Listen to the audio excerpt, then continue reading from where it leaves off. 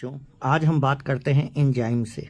Enzyme, कल तक हमने प्रोटीन वगैरह बात कर ली थी। आज हम बात करते हैं 9.12 एंजाइम के बारे में।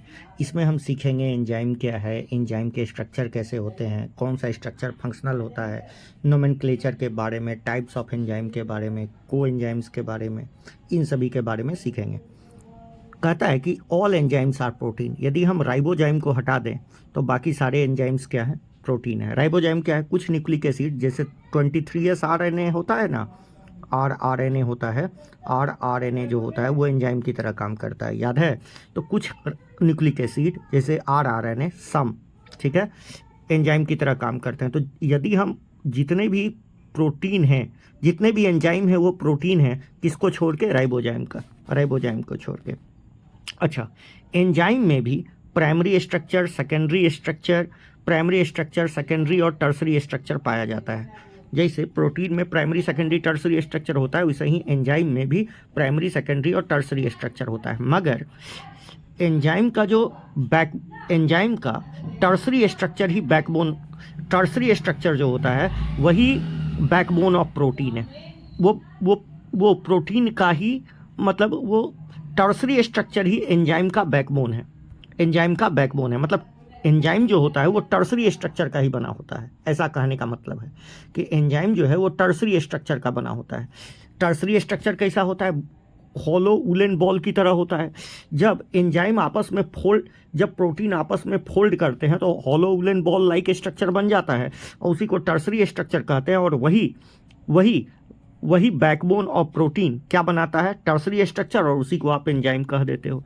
ऐसा होने पर, मतलब हॉलो वुलन लाइक स्ट्रक्चर, मतलब टर्सरी स्ट्रक्चर बनने पर इसमें बहुत क्रिस क्रॉस मैनी सर्विसेस और पॉकेट्स बन जाते हैं, ठीक है। जब हॉलो वुलन बॉल बनता है, टर्सरी स्ट्रक्चर बनता है, तो बहुत सारे पॉकेट्स, सर्विसेस या पॉकेट्स का निर्माण हो जाता है टर्सरी स्ट्रक्चर में।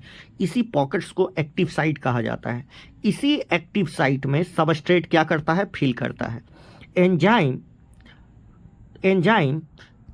एंजाइम में एक्टिव साइट होता है जो रिएक्शन को कैटलाइज करने में मदद करता है, मतलब रिएक्शन के स्पीड को बढ़ा देता है। एंजाइम जो कैटलिस्ट होता है वो इनऑर्गेनिक कैटलिस्ट से थोड़ा अलग होता है। कैसे? एंजाइम बायो कैटलिस्ट है और इनऑर्गेनिक कैटलिस्ट तो कैटलिस्ट है। इनऑर्गेनिक कैटलिस्ट हाई टेम्परेचर पर काम करते हैं, मगर एंजाइम जो बायोलॉजिकल कैटलिस्ट है वो हाई टेम्परेचर पर डीनेचर हो जाएगा। यही दोनों में मेन डिफरेंस है। एंजाइम बायो कैटलिस्ट है और इनऑर्गेनिक कैटलिस्ट है। इन दोनों में मेजर डिफरेंस टेम्परेचर का है। इनऑर्गेनिक कैटलिस्ट हाई टेम्परेचर पर फंक्शनल होता है, जबकि एंजाइम हाई टेम्परेचर पर डीनेचर कर जाता है, अब 40 डिग्री पर डीनेचर कर जाता है, ठीक है। अच्छा, मगर हम जानते हैं कि biology is the science of exception, ठीक है। इसमें एक्सेप्शंस पाए जाते हैं। यदि कुछ ऑर्गेनिज्म, ऐसा नहीं है कि सारे एंजाइम डीनेचर कर जाते हैं। कुछ एंजाइम जैसे टैक पॉलीमरेज जो ऐसे ऑर्गेनिज्म से निकाले जाते हैं जो एक्सट्रीम इन्वायरमेंट में रहते हैं, उनके एंजाइम्स हाई टेम्परेचर पर भी फंक्शनल होते हैं। जैसे वही बोलता है, enzymes isolated from organism normally extreme high temperature, जैसे हॉट वेंट, सल्फर स्प्रिंग से स्टेबल और retain catalytic power even at high temperature 80 से 90 degree Celsius. Thermus aquaticus, Taq polymerase जो PCR में यूज किया गया था, याद है? तो thermal stability is important for enzyme isolated from, ये हाईली स्टेबल होते हैं और हाई टेम्परेचर को सह सकते हैं, जो थर्मोफिलिक ऑर्गेनिज्म से निकाले जाते हैं। अच्छा, आइए सीखते हैं केमिकल रिएक्शन के बारे में। केमिकल रिएक्शन क्या है? रिएक्शन जो होता है दो टाइप का होता है, एक फिजिकल, एक chemical reaction upon two type of change. ध्यान से सुनिए, रिएक्शन दो टाइप का, केमिकल और फिजिकल।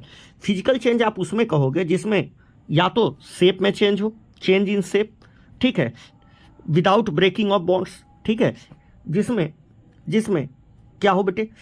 चेंज इन शेप हो और बॉन्ड का ब्रेकिंग भी न हो, विदाउट, मतलब चेंज जिसमें physical change simply refer to change in shape without breaking of bonds. Simply physical change is a process.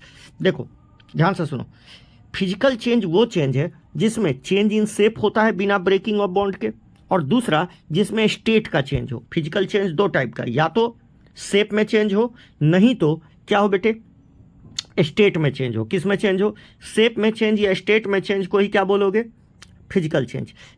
Change in shape हो या चेंज इन स्टेट हो, इन सभी में ब्रेकिंग ऑफ बॉन्ड नहीं होता, इसीलिए इसको फिजिकल चेंज बोला जाता है। ठीक है, फिजिकल, जैसे आइस मेल्ट कर गया वाटर में, ठीक है, वाटर वेपोराइज कर गया वेपर में, ठीक है, ये सब कैसे चेंज के उदाहरण है, फिजिकल चेंज के उदाहरण है। और शेप चेंज, जैसे आटा गूंद दिए, आटा का शेप चेंज कर गया, ठीक है, तो ये सब कैसा चेंज है, फिजिकल चेंज है। तो फिजिकल चेंज में दो चीज़ का चेंज होता है, या तो चेंज इन शेप होता है, नहीं तो चेंज इन स्टेट होता है। दोनों कैसा चेंज है, फिजिकल चेंज। मगर केमिकल चेंज में बॉन्ड ब्रेकिंग भी होता है, bonds are broken and new bonds are form during trans. तो केमिकल प्रोसेस में बॉन्ड का ब्रेकिंग और फॉर्मेशन होता है। जैसे बेरियम हाइड्रोक्साइड यदि H2SO4 से रिएक्शन किया तो इसका ये बॉन्ड टूटा और इसका ये बॉन्ड टूटा, बेरियम चला गया सर और हाइड्रोजन चला गया H2O के साथ, बेरियम सल्फेट प्लस वाटर बना। तो ये केमिकल चेंज का उदाहरण है। अच्छा, इनऑर्गेनिक केमिकल रिएक्शन है, ठीक है। आइए, hydrolysis of starch into glucose is a organic chemical. तो हाइड्रोलिसिस जो हुआ उसमें भी तो ग्लाइकोसिडिक बॉन्ड टूट गया, तो ये भी कैसा रिएक्शन है, ये भी एक क्या है, physical process, sorry chemical process है, ठीक है। अब जितने भी फिजिकल और केमिकल प्रोसेस हैं इसको हम दिखा सकते हैं, इसके हम रेट को मेजर कर सकते हैं। रेट को कैसे मेजर कर सकते हैं, delta P by delta T, इसको डेल्टा पढ़ते हैं, delta P by delta T. यदि हम टाइम का वैल्यू 1 ले लें तो change in product per unit time को ही क्या कहेंगे, रेट बोलेंगे। तो amount of product formed per unit time is called rate, rate measure कर सकते हैं। यदि डायरेक्शन स्पेसिफाइड हो, जैसे ए से बी बन रहा हो, तो इसको हम वेलोसिटी बोलेंगे, मगर एक रिवर्सिबल रिएक्शन में आप नहीं बोलिएगा। तो यदि डायरेक्शन स्पेसिफाई है तो इसको वेलोसिटी भी कह दिया जाएगा। रेट कैन ऑल्सो भी वेलोसिटी, यदि डायरेक्शन, जैसे इसमें डायरेक्शन स्पेसिफाई है, ए से बी बन रहा है, तो आप इसको वेलोसिटी भी कह सकते हो, ठीक है। रेट ऑफ ए फिजिकल और chemical chain influence by temperature and other factor. Rate को बहुत चीज़ प्रभावित करता है, मगर सबसे ज़्यादा जो प्रभावित करता है वो टेम्परेचर होता है। क्या होता है, टेम्परेचर। टेम्परेचर से रेट बहुत ज़्यादा, हर 10 डिग्री बढ़ाने पर रेट दुगुना या आधा हो जाता है। ए जनरल रूल है, a general rule of thumb है कि रेट डबल और decreases by half for every 10 degree change in direction. जैसे मान लो टी डिग्री सेल्सियस पर किसी का रेट आर है, तो टी प्लस 10 डिग्री सेल्सियस पर क्या हो जाएगा, या तो R/2 हो जाएगा, नहीं तो 2R हो जाएगा सिंपली। अच्छा, टी माइनस 10 डिग्री पर भी क्या होगा, या तो R/2 हो जाएगा, नहीं तो 2R हो जाएगा। तो 10 डिग्री के चेंज से रेट या तो आधा हो जाता है, नहीं तो डबल हो जाता है। समझ में आ गया। अब देखो, कैटलाइज जो रिएक्शन होता है वो बहुत हाई रेट से होता है अनकैटलाइज रिएक्शन से। क्यों ऐसा होता है, क्योंकि आगे पढ़ेंगे कि कैटलाइज रिएक्शन जो करता है, कैटलिस्ट जो करता है, वो एक्टिवेशन एनर्जी को घटा देता है। When enzyme act as a catalyse reaction is observe, rate would be बहुत vastly high than at the same but uncatalyse reaction. मतलब समझ लो, अनकैटलाइज रिएक्शन से कैटलाइज रिएक्शन बहुत ज़्यादा तेज़ी से होता है। जैसे कार्बन डाइऑक्साइड H2O में मिलकर कार्बोनिक एसिड बना रहा है, मान लो इसमें कार्बोनिक एनहाइड्रेज नहीं लेते तो रिएक्शन का रेट बहुत स्लो होता, मगर यदि ले लिए तो क्या होगा, ये रिएक्शन बहुत फास्ट रेट में होगा, जो कहाँ होता है, हमारे ब्लड में भी और थोड़ा प्लाज्मा में भी। जैसे यहाँ देखो एग्जाम्पल दिया हुआ है, in absence of enzyme reaction is very slow, 200 molecules of carbonic acid form in a our.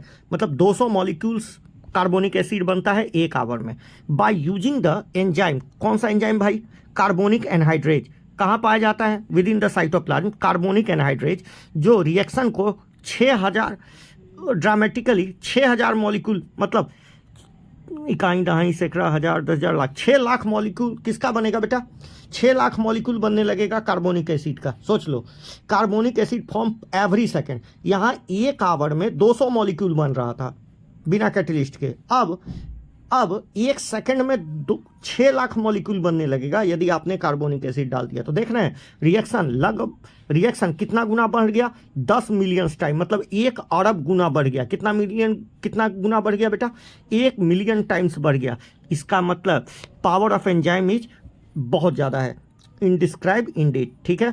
अब देखो, उसी तरह thousands of enzymes catalyse unique chemical और मेटाबॉलिक रिएक्शन, मतलब हर एक रिएक्शन को कैटलाइज करने के लिए एक स्पेशल एंजाइम्स होता है, थाउजेंड्स ऑफ एंजाइम चाहिए रिएक्शन को कैटलिस्ट करते हैं।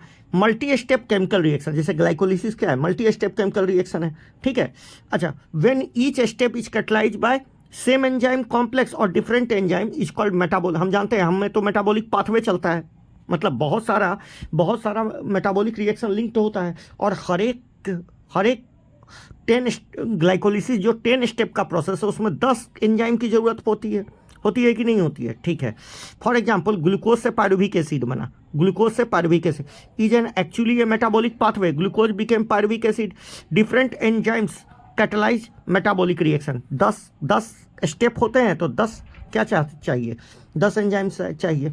When you study chapter you will at this stage you know that metabolic pathway with 2 or more addition reaction, 2 से अधिक reaction rise A variety of metabolic end product, बहुत सारे metabolic end product बनते हैं। In our muscle, जैसे इन हमारे muscle में क्या होता है बेटा, एरोबिक कंडीशन में लैक्टिक एसिड बनता है और एनएरोबिक कंडीशन में पायरुविक एसिड बनता है, आ रहा है समझ में। और ईस्ट में क्या बनता है बेटा, ईस्ट में सेम टाइम क्या बनता है, ईस्ट में इथानोल का फॉर्मेशन होता है। तो कहने का मतलब है कि मेटाबॉलिक पाथवे में अलग अलग प्रोडक्ट बन सकते हैं, समझ में आया। आइए अगला बोलता है how do enzyme bring about such high rate of chemical reaction, ऐसा करवा कैसे पाता है। To understand this it would study enzyme को हमको ज़्यादा पढ़ना पड़ेगा। अब एंजाइम में क्या होता है, एक्टिव साइट होता है। केमिकल और metabolic conversion refer to a reaction, chemical और मेटाबॉलिक जो कन्वर्जन है इसी को आप रिएक्शन बोलते हो। रिएक्शन का मतलब केमिकल या मेटाबॉलिक कन्वर्जन को ही क्या कहते हैं, रिएक्शन कहते हैं। Chemical which is converted into product is called substrate, substrate किसको कहते हैं, जो प्रोडक्ट में बदलता है। एंजाइम जो प्रोटीन है 3 डायमेंशनल स्ट्रक्चर होता है और इसमें एक्टिव साइट होता है।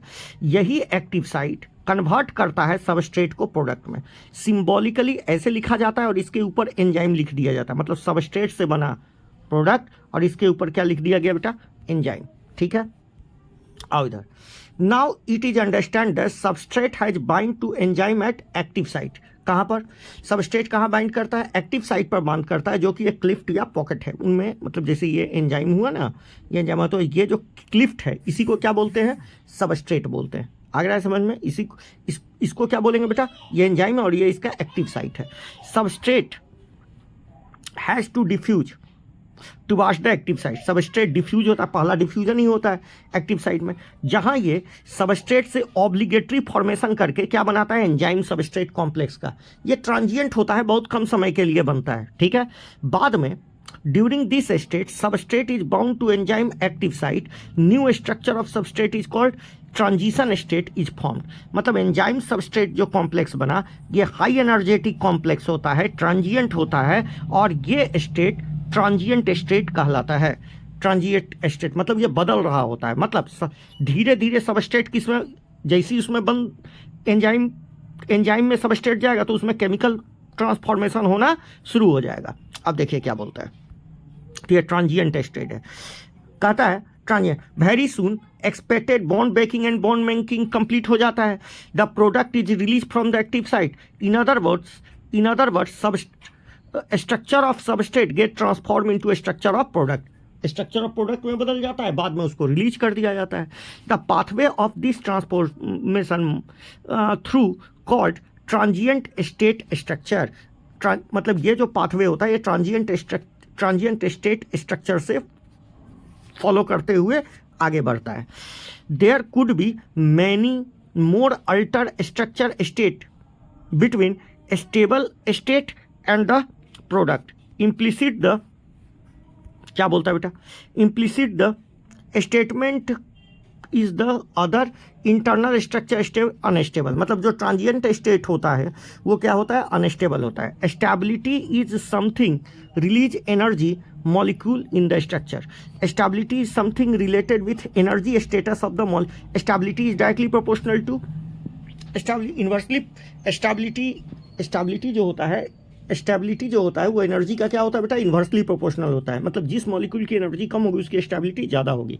हेंस विल पिक्चोरियल डायग्राम यहाँ पर दिखाया हुआ है, जरा यहाँ देख ले पिक्चोरियल डायग्राम, देखो ये सबस्ट्रेट है, ये ऊपर पोटेंशियल एनर्जी वाई एक्सिस पर, इधर रिएक्शन प्रोग्रेस, ये सबस्ट्रेट है, ये सबस्ट्रेट का लाइन एनर्जी का, पोटेंशियल एनर्जी का। अब देखो ध्यान से देखना, ये ट्रांजिएंट स्टेट है, मतलब कौन सा चीज़ बना, यहाँ कौन सा चीज़ बना,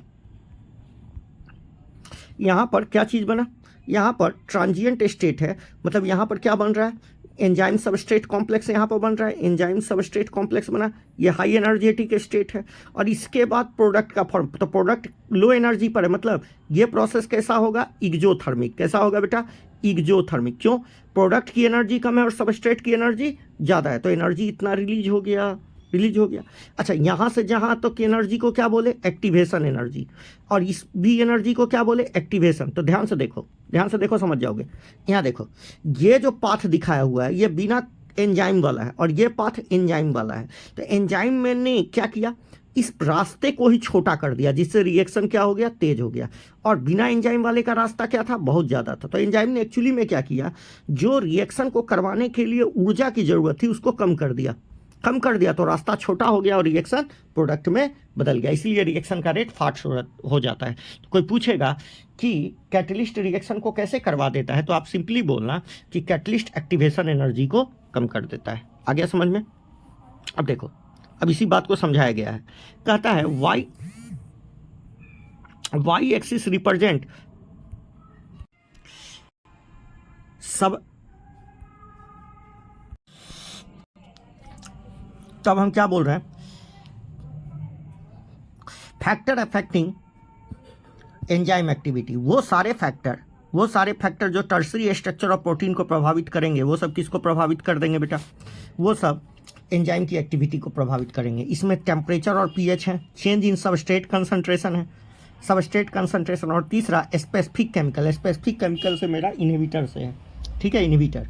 तो 4 फैक्टर हो गए, पीएच और टेम्परेचर, सबस्ट्रेट कंसंट्रेशन, और चौथा क्या हो गया बेटा, इनहिबिटर, जिसको आप specific chemicals for regulate activity, temperature और पीएच। याद रखना, enzyme narrow range of temperature और पीएच पर काम करता है।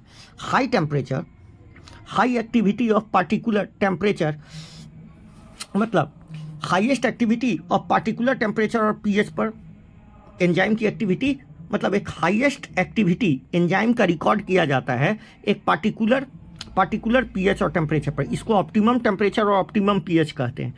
इसके अराउंड, इसके मतलब ऑप्टिमम से कम पर भी, ऑप्टिमम से ज़्यादा पर भी एंजाइम की एक्टिविटी डिक्रीज करती है। इसीलिए इन्वर्टेड बेल शेप्ड कर्व हमको देखने को मिलता है। कैसा कर्व देखने को मिलता है, इन्वर्टेड बेल शेप्ड कर्व देखने को मिलता है। Activity decline both below and above the optimum value. अच्छा, लोअर टेम्परेचर एंजाइम की एक्टिविटी को इनएक्टिवेट टेम्पोररी इनएक्टिवेट कर देता है, मतलब इनएक्टिवेट स्टेट में ले जाता है। और हाई टेम्परेचर तो इसके स्ट्रक्चर को, एंजाइम एक्टिविटी को ही डिस्ट्रॉय कर देता है, क्योंकि टर्सरी स्ट्रक्चर को खोल देता है, तोड़ देता है। आ रहा है समझ में। तो high temperature destroy enzyme activity because proteins are denature by high heat. समझ में आ गया। देखिए, ये दोनों बेल शेप्ड कर्व दिए हैं, इस दोनों के साइड, मतलब ये ऑप्टिमम पीएच है और ये ऑप्टिमम टेम्परेचर, इसके इधर भी और इधर भी दोनों साइड एक्टिविटी क्या करेगा, डिक्रीज करेगा। देख रहे हो, ये ऑप्टिमम क्या है, टेम्परेचर, ये ऑप्टिमम पीएच है। अच्छा, आ रहा है समझ में। अब देखिए, सबस्ट्रेट कंसंट्रेशन ऑफ सबस्ट्रेट। अब हम बात करते हैं बेटा कंसंट्रेशन ऑफ सबस्ट्रेट की।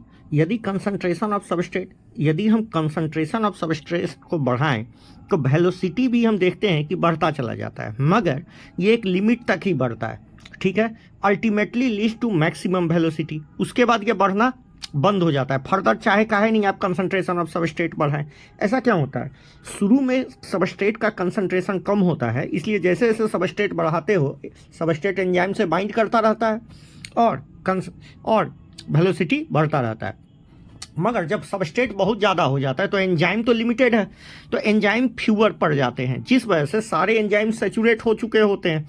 इसलिए अब सबस्ट्रेट बढ़ाने का कोई फर्क नहीं पड़ेगा, क्योंकि सबस्ट्रेट सारे एंजाइम पहले ही किससे लिंक्ड है, सबस्ट्रेट से बाइंडेड है, कोई एंजाइम फ्री नहीं है, तो सबस्ट्रेट बढ़ाने का भी कोई फर्क नहीं पड़ेगा। This is because enzyme molecules are fewer than the substrate molecule after saturation. मतलब जब सारे एंजाइम सबस्ट्रेट से बाइंड हो गए of the molecules there is no free enzyme molecules to bind additional substrate molecule। इसीलिए कुछ देर के बाद ग्राफ क्या हो जाता है, कांस्टेंट हो जाता है, मतलब वेलोसिटी कांस्टेंट हो जाती है। आ रहा है समझ में? अच्छा, एक बात यहाँ देख लो, इसको ग्राफ से यहाँ दिखाया हुआ है। जैसे यहाँ देखो, ये वेलोसिटी मैक्सिमम और ये सबस्ट्रेट का कंसंट्रेशन है, ठीक है।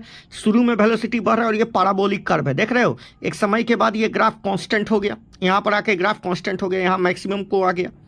अच्छा, जिस कंसंट्रेशन पर सबस्ट्रेट के जिस कंसंट्रेशन पर वेलोसिटी मैक्सिमम हो जाती है उसको Km बोलते हैं। Km का मतलब माइकलिस मेंटन कांस्टेंट।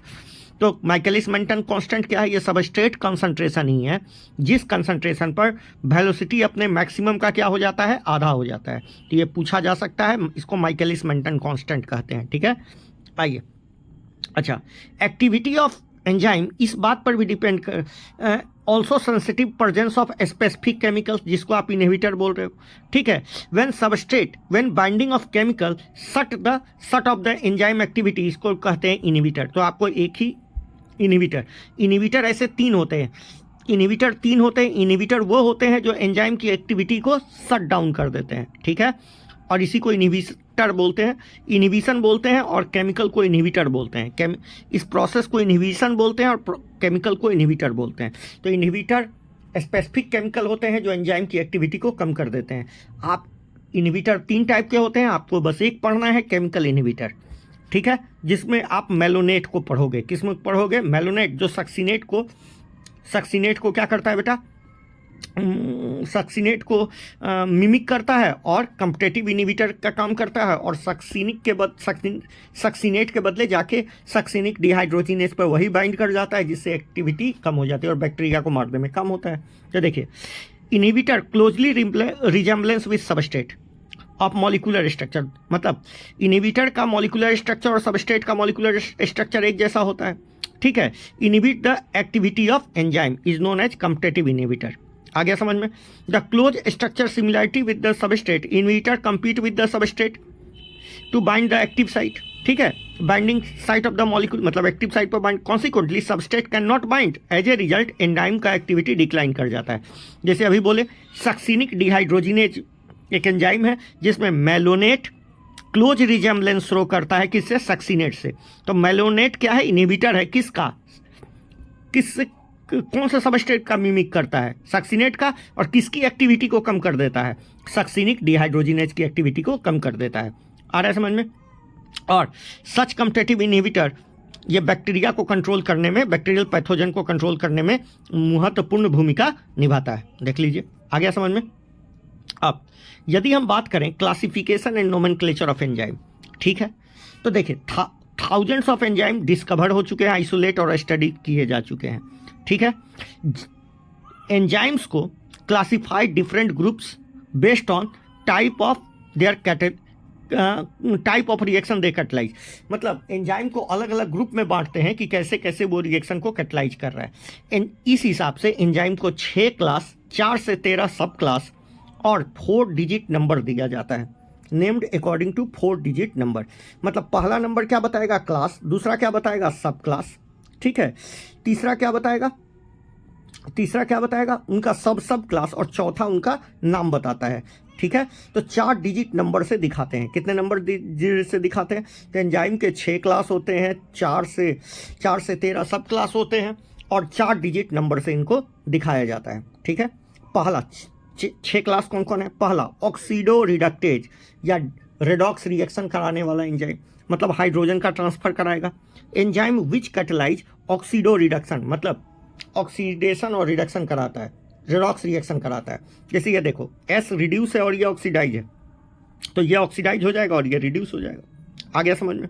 एक से हाइड्रोजन निकल के दूसरे में चला गया, तो इसको बोले रेडॉक्स वाला।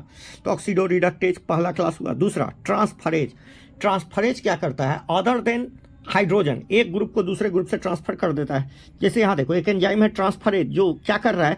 यहाँ से सबस्ट्रेट से जी निकाल के एस डैश से चिपका देगा। तो अदर देन हाइड्रोजन होता तो ऑक्सीडो रिडक्टेज हो जाता, ठीक है। हाइड्रोलेज क्या कर रहा होगा?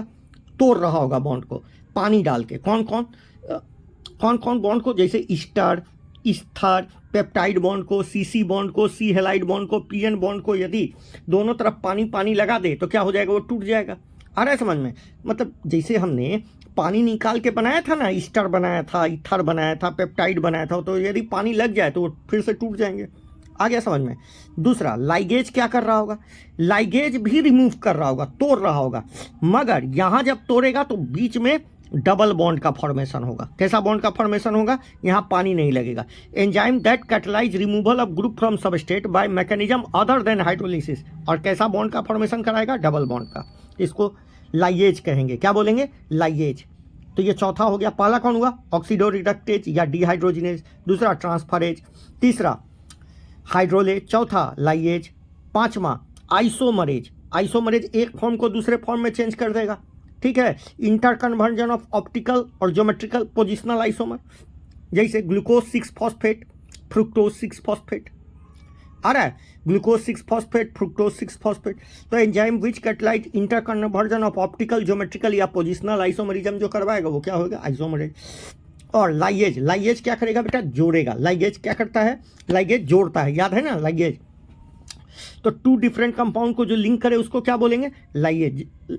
लाइगेज जैसे सीओ बॉन्ड को जोड़ेगा, सीएस बॉन्ड को जोड़ेगा, सीएनपीओ बॉन्ड को जो जोड़ दे उसको क्या कहते हैं? लाइगेज। अगला लास्ट होता है कोफैक्टर्स। क्या होता है बेटा? कोफैक्टर्स। कोफैक्टर्स क्या होते हैं? ध्यान से देखो, कोफैक्टर्स क्या होते हैं? एंजाइम एक या एक से अधिक पॉलीपेप्टाइड चेन से मिलकर बना होता है। ठीक है। However there are many cases, इसमें नॉन प्रोटीन पार्ट भी जुड़े होते हैं जिनको कोफैक्टर कहा जाता है। नॉन प्रोटीन पार्ट भी जुड़े होते हैं जिनको कोफैक्टर बोला जाता है। बाउंडेड टू एंजाइम, और ये एंजाइम को कैटेलिटिकली एक्टिव करते हैं। मतलब एंजाइम जो होता है ये दो पार्ट से मिलकर बना होता है, एक प्रोटीन पार्ट और दूसरा नॉन प्रोटीन पार्ट। तब जाके आप एंजाइम को डिफाइन कर सकते हो, एंजाइम कंप्लीट होता है। ठीक है। In instant protein portion of enzyme is called apoenzyme, और इसको कोएंजाइम बोलते हैं। इसको कोएंजाइम मिलके होलो एंजाइम। मतलब होलो एंजाइम क्या हुआ? Apo enzyme plus cofactor. Cofactor को मिला के क्या बोले बेटा? कोफैक्टर को मिला के होलो एंजाइम बोलते हैं, कंप्लीट एंजाइम। ठीक है।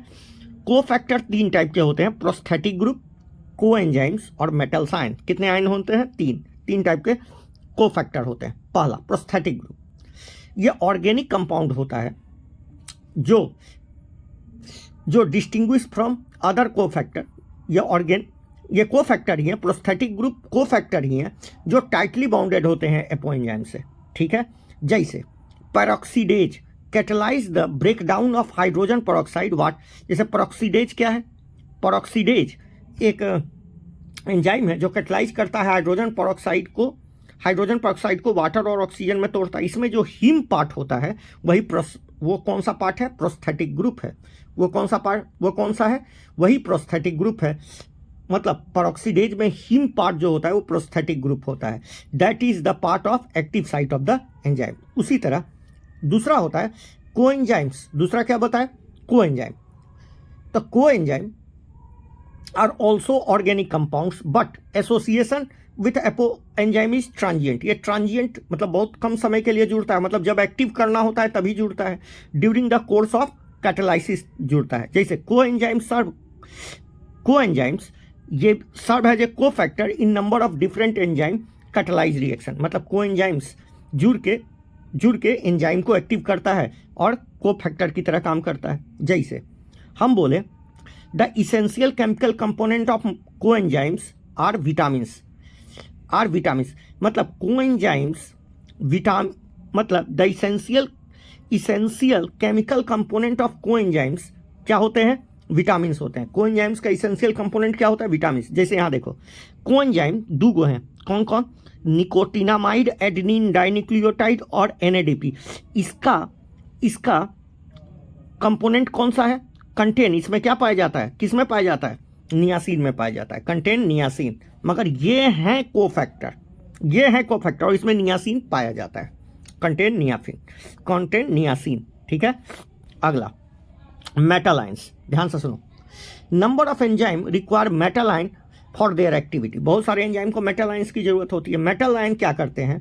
ये कोऑर्डिनेट बॉन्ड बनाते हैं with side chain of active site से भी बनाते हैं और मल्टीपल बॉन्ड बनाते हैं eight the same time for multiple one और मोर कोऑर्डिनेट बॉन्ड विथ सबस्ट्रेट। मतलब ये एक्टिव साइट से भी बॉन्ड बनाते हैं और एक या एक से ज़्यादा कोऑर्डिनेट बॉन्ड बनाते हैं सबस्ट्रेट के साथ। जैसे जिंक कोफैक्टर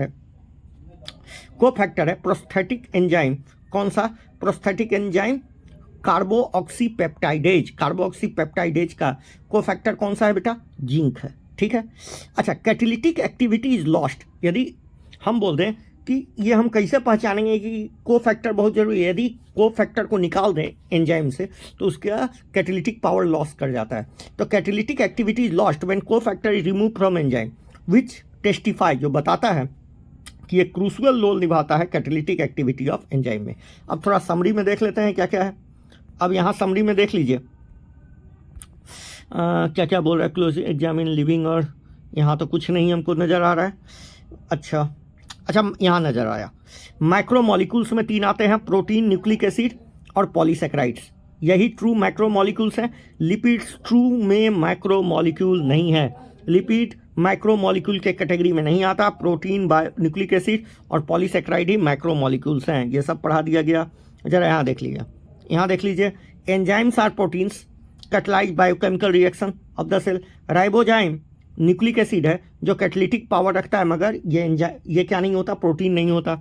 अच्छा, जितने भी प्रोटीनेशियस एंजाइम होते हैं ये एक पार्टिकुलर पीएच और टेम्परेचर पर ही काम करते हैं। हाई टेम्परेचर पर डीनेचर कर जाते हैं। एंजाइम लोअर करता है एक्टिवेशन एनर्जी से, जिससे रिएक्शन क्या हो जाता है? फास्ट हो जाता है। ठीक है, रिएक्शन क्या हो जाता है? फास्ट हो जाता है। और यहाँ देख लीजिए एक बात और, कोलाजन मोस्ट एबोडेंट प्रोटीन है एनिमल वर्ल्ड में, जबकि रूबिस्को बायोस्फीयर पूरे अर्थ पर कौन सा है? पूरे अर्थ पर रूबिस्को है, जबकि कोलाजन एनिमल वर्ल्ड में सबसे ज़्यादा पाए जाने वाला प्रोटीन है। ठीक है, प्रोटीन है। और तो हमको कुछ नहीं दिख रहा बेटा, इस प्रकार आपका ये चैप्टर क्या होता है? समाप्त। Thank you. इस प्रकार आपका ये चैप्टर समाप्त होता है। Thank you.